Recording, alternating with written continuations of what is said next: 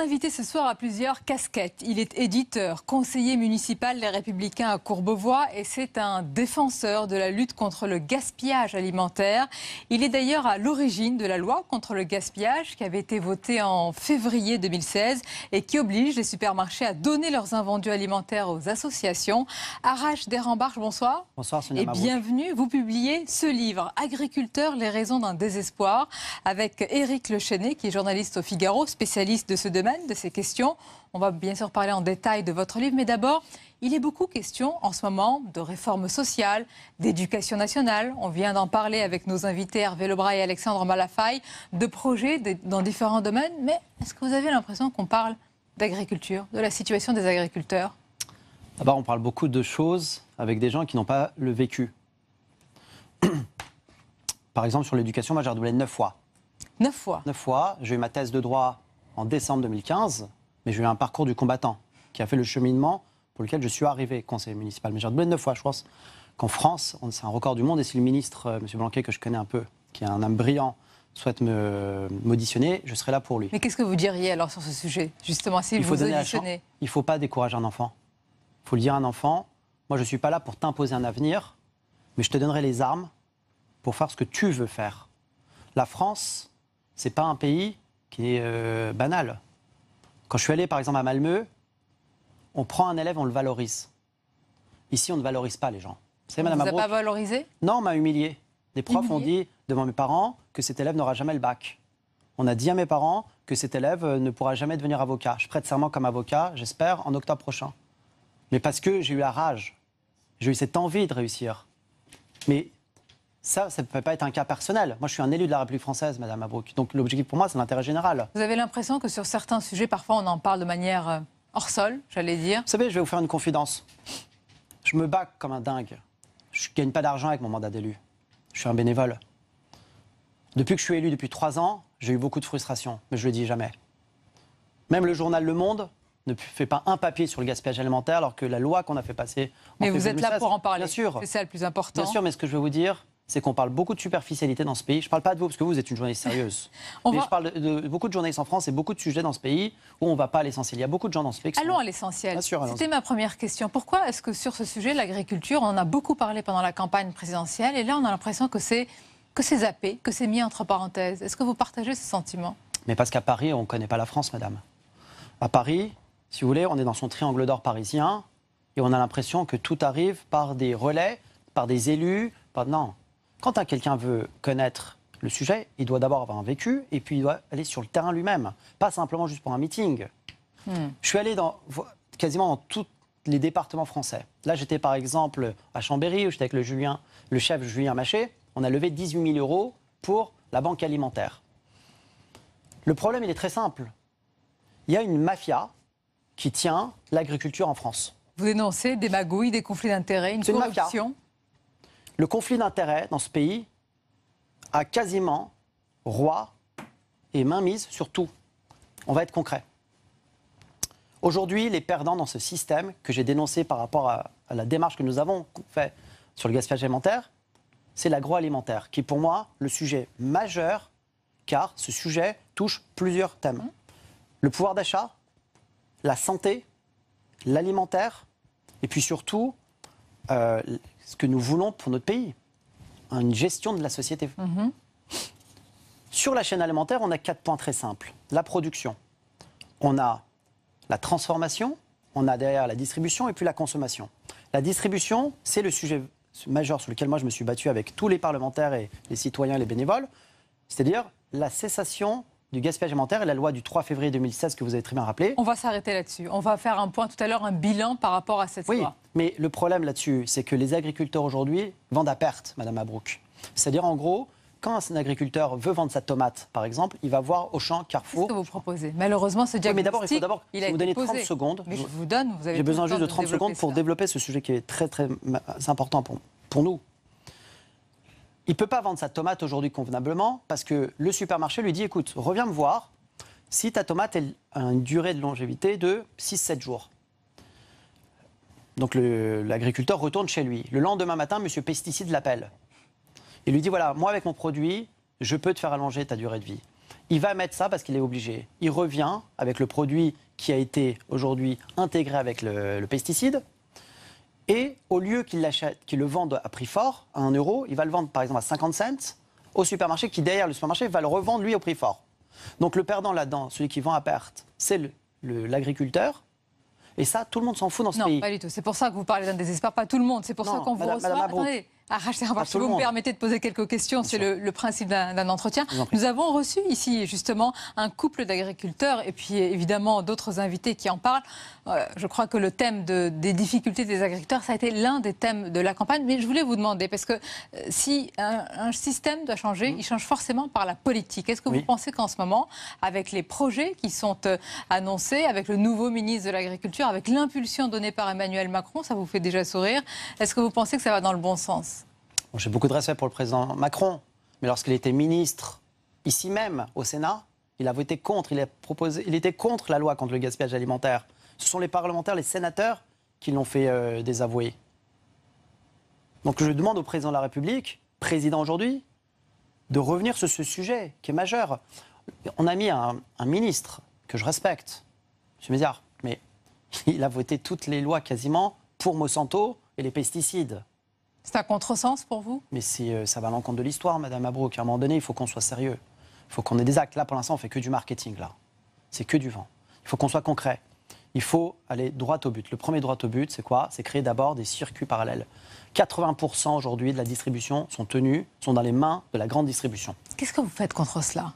Ah ben, je vais vous dire. C'est un peu David contre Goliath. Non. Vous, qui vous ? Moi, je suis pour pas... ceux qui nous écoutent. Moi, je ne suis pas David. Je suis un élu. Mais oui, mais... Non, mais c'est important.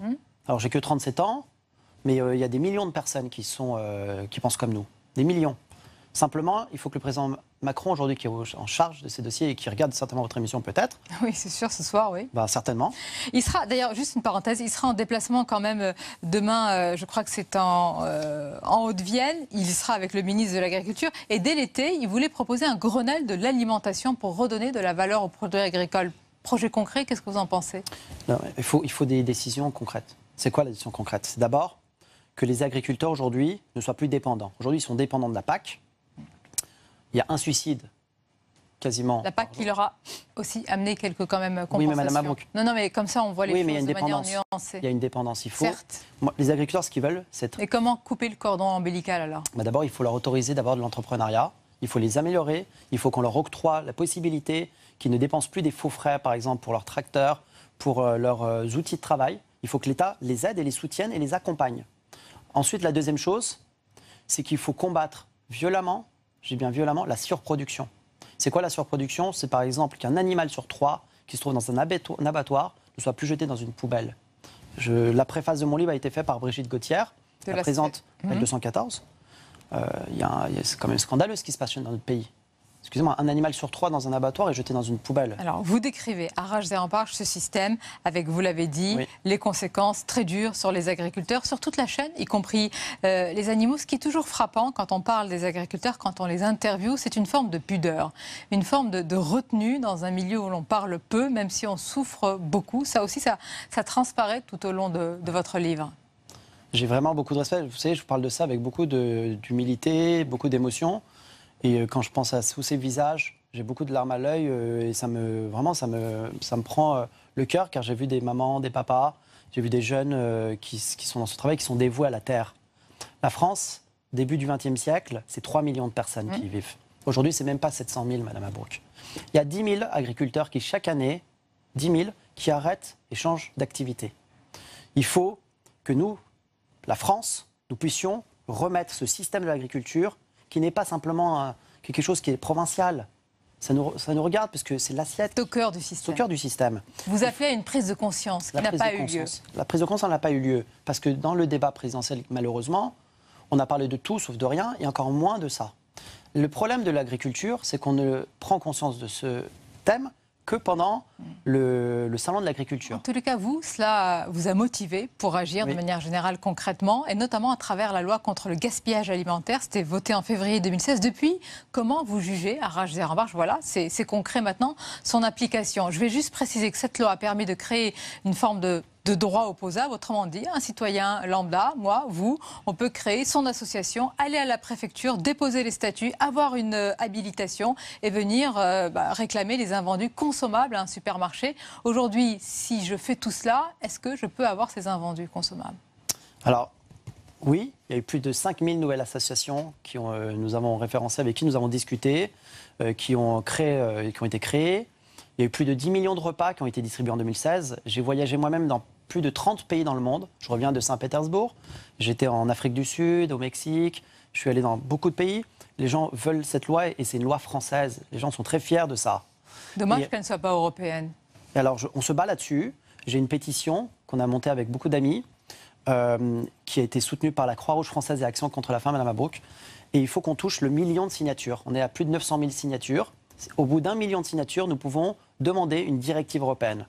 Et c'est très important parce que dans l'Union européenne, c'est 80 à 100 millions de personnes qui sont en situation de... Vous l'avez rappelé, c'est important, la France a été le premier, oui. ou le premier pays à légiférer sur le gaspillage alimentaire, mais vous le savez très bien, à Rajder-en-Barche, la loi, c'est bien, ça oblige, mais les mentalités, le changement, c'est encore mieux.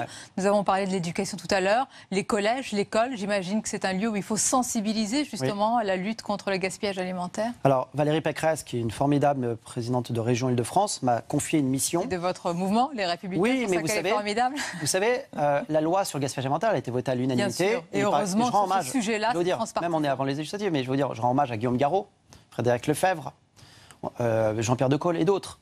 Ici, on a une Nathalie qui est une sénatrice ici, une amie. Et puis, tout le monde, en fait, a voté pour.